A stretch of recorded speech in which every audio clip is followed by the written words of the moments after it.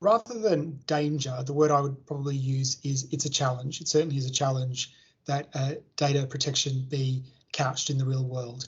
The GDPR and the laws that are based on it, particularly including in the Channel Islands, are very much principles based. So we need to maintain appropriate information security. We need to have an appropriate retention policy.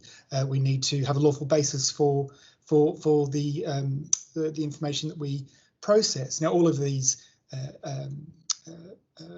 objectives are easy to state in theory, but how about in practice? Well, we need to consider the interaction of data protection laws with a whole range of other laws. So anything from anti-money laundering, civil code in some jurisdictions, income tax laws, trusts laws, of course, employment and pensions laws. The list goes on and on.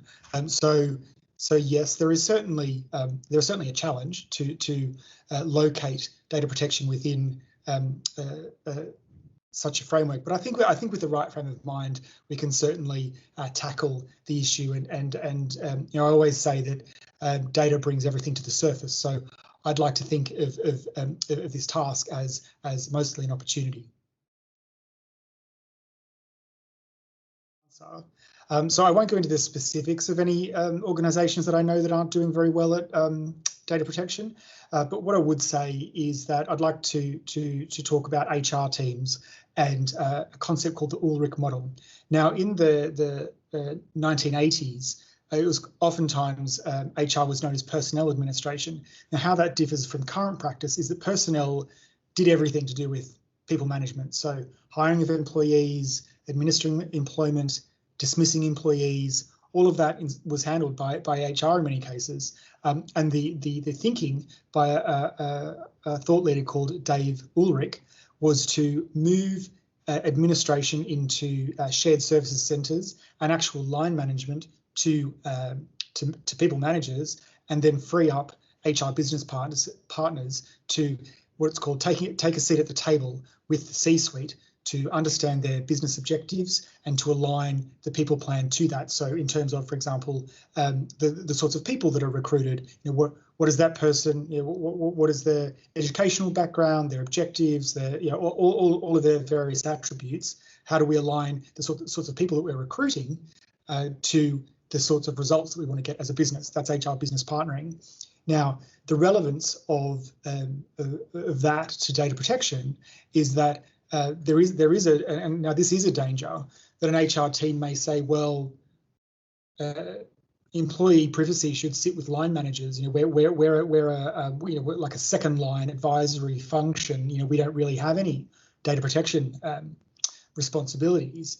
Now, that isn't really the way it works with data protection. So controls effectiveness needs to sit with the data itself and the appropriate team to manage that, and HR can be that team where they have ownership over personnel files, like in terms of physical access, contracts of employment, correspondence with employees about their health, interactions with employees. All of these things all of this type of information could sit within HR. So it's not appropriate for them to say, well, we don't have to staff.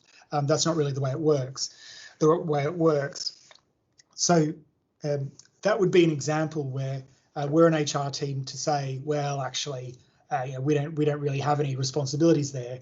Data protection doesn't work that way.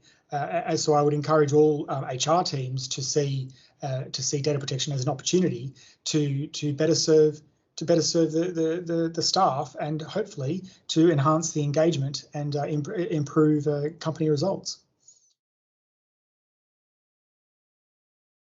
There are many reasons why it's a good idea to have a good data protection culture, but the one example that I'd like to focus on is, of course, reputation. I mean, we can all think of examples of organisations that have been the victim of hacks and other data protection problems, and even if it isn't their fault, I can do. We just need to think of a couple of major organisations or law firms in the Channel Islands that have unfortunately been the recipient of such problems, and those sorts of reputational issues stick. And even if it's not the organisation's fault, it can get lost in the white noise of media coverage, and it can really stick for quite some time, so 5 to 10 years. And I think for many business people, that's a terribly long time to be carrying that sort of burden. Perhaps from a self-interested perspective, it's good to focus on reputation. But I think a good reputation takes a long time to develop and can be lost very, very quickly. So I think even with that frame, it is certainly important that reputation, and as part of that, data protection behind every organisation's radar. I think the first word that comes to mind is curiosity. So, for example, in my current role as a director of data protection at the JTC Group, I have reason to consider the data privacy laws of course, the Channel Islands, Isle of Man, UK, but also the DIFC, South Africa, Mauritius, Asia Pacific, 4 states in the US, 3 EU member states, 4 EU member states.